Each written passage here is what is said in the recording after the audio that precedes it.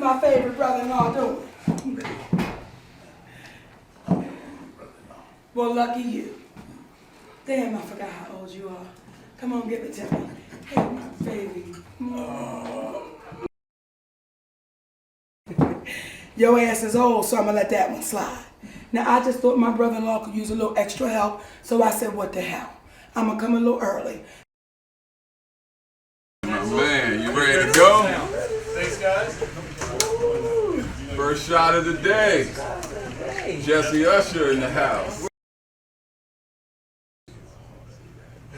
See what I'm saying? See what I'm saying? Why you want to make me cry? Okay.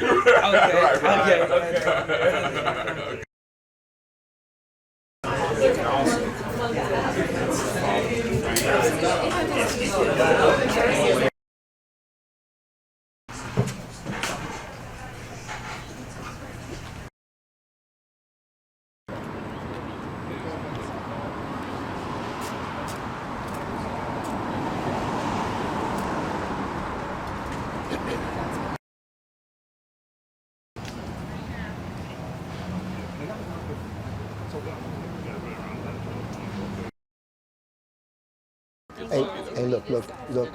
Y'all gotta give the world a reason to believe that I would be with that woman. Right. Okay? Cut, I like that. Let's hit another one. Mm-hmm. Cut, that's money. Y'all be there. Perfect. Pride of Baltimore. All right, let's try our first Team rehearsal, guys. Okay.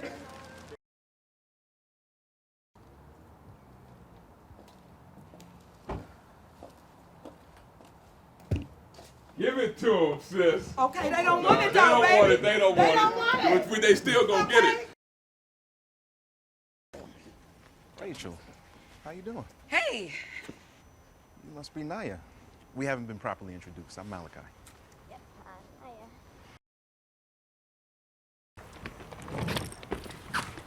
Where's your husband? Ex-husband. Oh. Oh.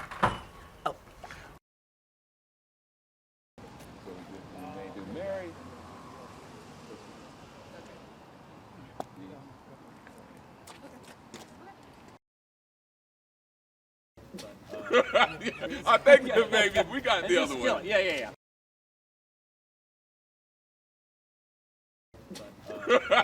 I think maybe we got the other one. Yeah. You were 2 weeks at Best Buy. You're right, but I worked like a dog. That's like 14 weeks in dog years. I left that place barking. It will never forget lying in the clay. Uh-oh! I smell that food out me, man! Uh-oh! Wait a minute, I'm in the bathroom! Your Aunt May went through a lot of trouble to prepare to all this. Yes. And we can at least give her the respect to eat her, what's that again?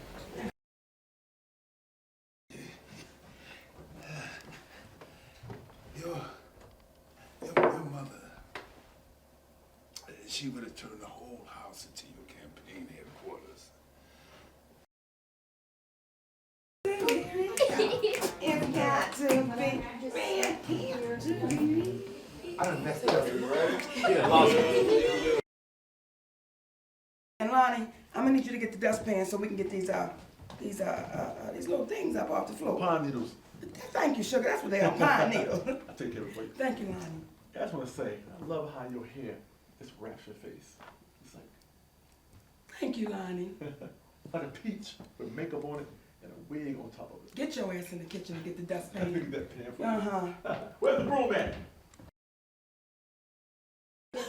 Now your mother would always say, the bigger the tree, the bigger the love!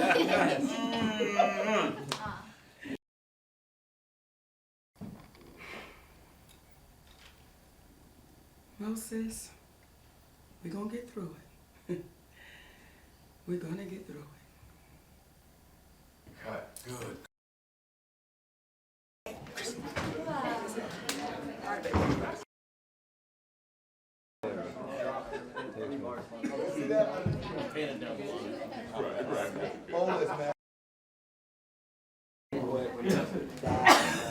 That's when just take one slip. This one slip and the game gets different. It changes. And then again.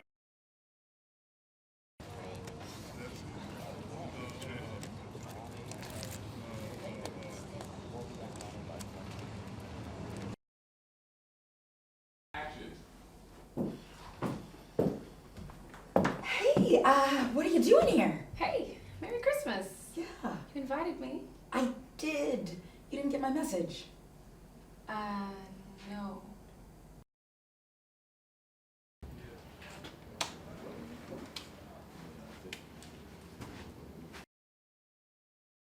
Mic check, mic check.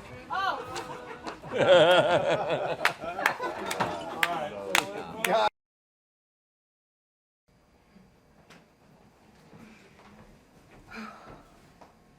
Talk about going out with a bang. Action.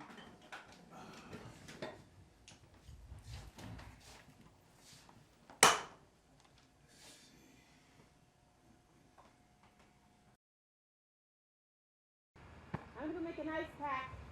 With the knot that's gonna be on your head. Kids, give it up for the Grinch. Give it up for the Grinch, kids. Come on, give it up. Spark me. Oh, oh, oh, oh.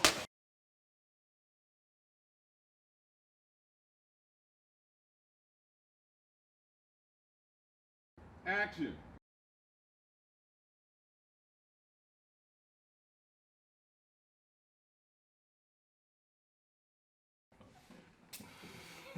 There you go. Yeah, And then, thank you, thank you. Let's just focus and be done in no time, okay? You mean you two? Ooh-wee, somebody's got a boyfriend. I got vibrators older than that child. Oh, let me give you a hand with that. Oh, used to reaching up, crashing the board. See that? Oh, I know a little bit about boxing out myself. Oh, you play basketball? I did. Would you mind if I take a selfie? If you know about Chateau, you can take as many photos as you want.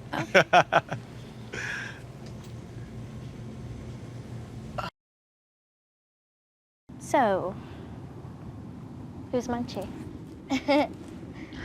His name is Malachi, and we used to be friends in high school.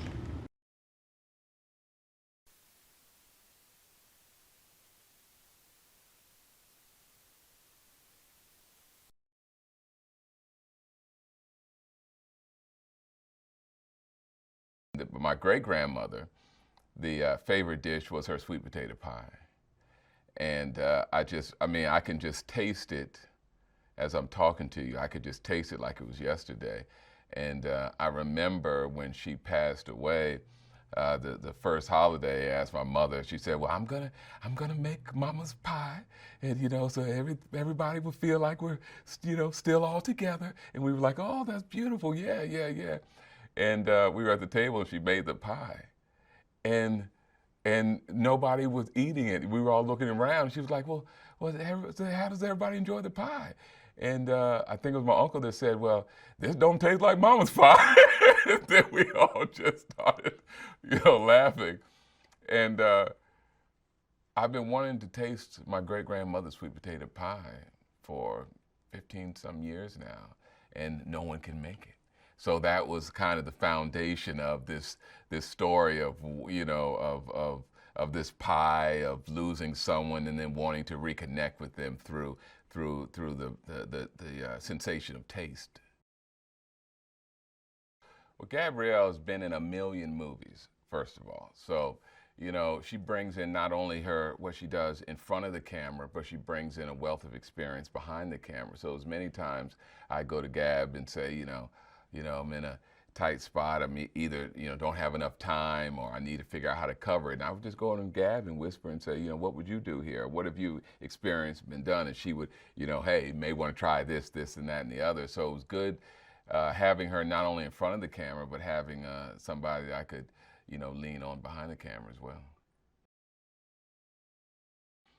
I've never worked with someone as supportive and who protects the director as much as Will Packer. I mean, and just fun to be around.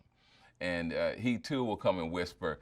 The art of a good producer is to know how to get in your face and to stay out of your face. And that is a fine line. When to come in and chime in, and when to never be seen or heard from. And Will is there. He's been an incredible advocate, and I mean, I just like the guy, and he makes me as a director feel comfortable on the set, feel protected on the set, and feel like somebody has my back. Cook just as good as black people, which is something that I love, being down in the city, and I love the warmth of it. I love the people. I love the texture. I love that it just makes you feel, it's a different feeling that it gives to the film, and this movie's for everybody. This movie is for black people, white people, anybody with a family. Anybody with a family that, if it's anything like my family, has a healthy amount of dysfunction. The saying is you can choose your friends, but you can't choose your family, right? So I think what makes me feel the best about this movie is that we're not making an African-American movie. We're making a movie that happens to have African-American actors in it, but it's a universal story.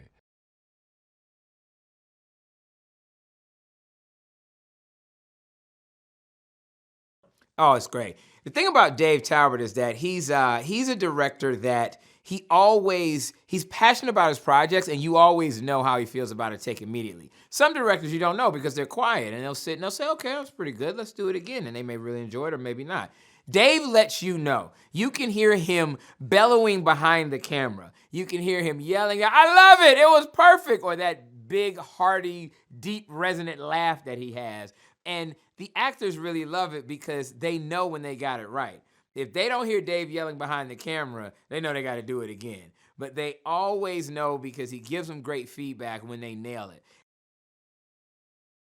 This cast is pretty amazing. I mean, really, when Dave and I started talking about this movie, we talked about casting from the beginning. It was like, this is a great script. It's a timely movie. It's a story that will appeal to a broad range of audiences because the characters are so relatable. And if you don't know one of the characters in this movie, you are one of the characters in this movie. And so very early on, we start talking about who is it gonna be? And one of the first conversations we had was about Walter, the patriarch of the family. It's rare that in a film like this, you see the dad, the father figure, who is the heartbeat of the family, who's holding it all together against all the odds. And the first name we said was Danny Glover. Danny Glover, Danny Glover, Danny Glover. He was always the perfect prototype. And it was always like, well, if we get Danny, but it needs to be somebody like Danny. And even when we talked about, before we actually started casting, we would say Danny Glover or Danny Glover like. And so when we actually were able to get Danny Glover, it was huge. It's an honor to work with him. He's a legend, and it's just great to have him. He really grounds this thing. She's been such an asset to this film because as an actress, she really has an eye for great material. And very early on, she was somebody that said, I love the way that this family feels elevated.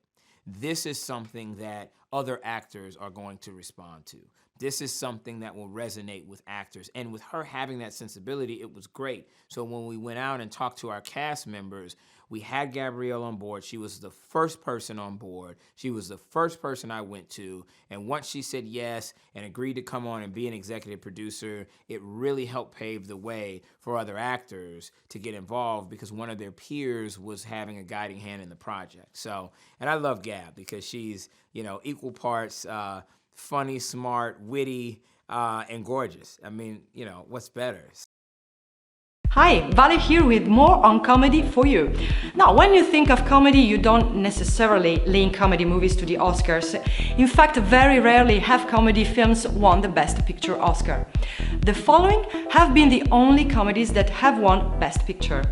It Happened One Night from 1934. You Can Take It With You from 1938. The musical comedy Going My Way from 1944. Tom Jones from 1963. The Sting from 1973. And Annie Hall from 1977.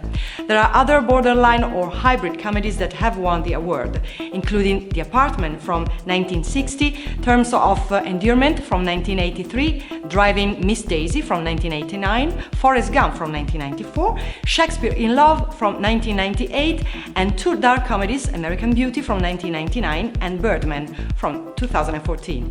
What's your favorite comedy movie? Let me know in the comments below, and remember to subscribe to our channel for the all best comedy movie releases.